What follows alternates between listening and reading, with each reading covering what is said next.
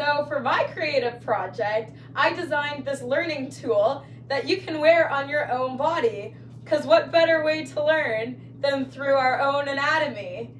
So this is on the tibiofemoral joint and the patellofemoral joint.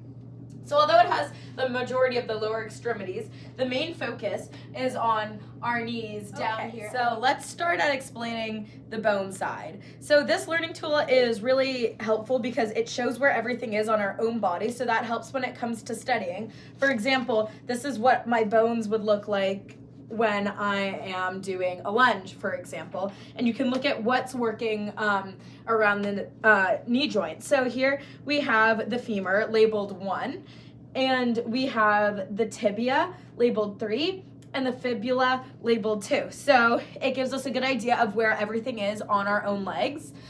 Also, the numbers are all labeled and put on an answer key, which I'll show at the end of the video. And this is a good way for people to be able to quiz each other and get a really good idea of where it is just by pointing it to it on themselves.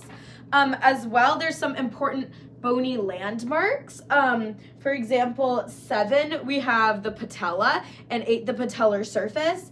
And over here at 11, we have the lateral epicondyle. So it's okay. So like the front of the pants, there's some important bony landmarks on the back to help you orient yourself, such as the 2 condyles here and the intercondylar notch as well.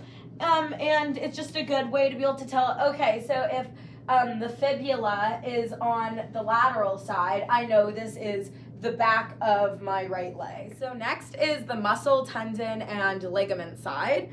So all the important muscles that are used to flex and extend the knee are on this one. So first, for flexing the knee on the posterior side, we have the hamstring group. So we have semitendinosus, semimembranosus, and bicep femoris.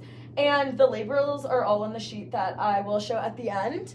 Then on the front, we have the sartorius, rectus femoris, and gracilis to flex the knee. And to extend the knee, we have the rectus femoris and quadricep femoris, so both of those groups. Then if we look closely at the knee, we can see all of the ligaments and muscles used to flex the knee, and we can get a good idea of what they do. So for example, here in white, we have the ACL. So we can kind of see how it's involved in back and forth motion. It prevents the tibia from sliding in front of the femur. So we can kind of see that. So when we pull our tibia back, it's not going to slide up front because it's covering over the knee joint. As well, it helps with stability. And it's the same on the lateral side and the posterior side as well, but it gives you a different view. So for example, the PCL is much more clear, the brown one right here, than it would be on the anterior side.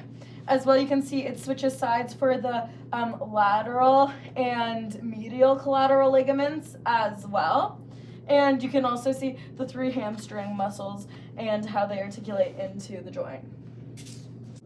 Okay, so some other important features are the PCL, the meniscus, the articular cartilage, which is here in lavender, and then we also have the transverse ligament. Also, we have covering it, the patellar ligament. On the side, you can see the bursas that are also important for stopping friction when the joint is moving. So here we have the subcutaneous infrapatellar bursa, and down here we have the deep infrapatellar bursa. Great learning tool because it teaches us where things are on our own bodies. This is really practical for when we're in tests, and it helps us to remember things because the anatomy is just within our own body. So for example, you can look at what the different muscles and ligaments and bones do when you're doing certain activities. For example, a squat or kicking a soccer ball. You can see what's extending your leg, for example, extending your knee. So you'd be like, oh, the rectus femoris and the quadricep femoris. And you can look down and see what is working and feel it on your own body.